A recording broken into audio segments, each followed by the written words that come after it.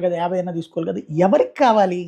బేసిక్‌గా పవన్ కళ్యాణ్‌కి తన సత్తా ఏంటో తనకు తెలుసు. తన దగ్గర బలమైనటువంటి అభ్యర్థులు లేరు. తన లెక్కేంటి? కనీసం ఓ 25, 30 కోట్లు ఖర్చు పెట్టగలిగినటువంటోళ్ళు. జనసేనకి లేరు.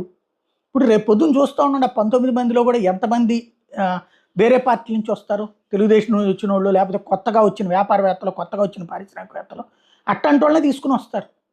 ఎందుకంటే ఆయనకు ఒకటి ఫిక్స్ అయిపోయారు. డబ్బులు లేకపోతే ఎలక్షన్ చేయలేము.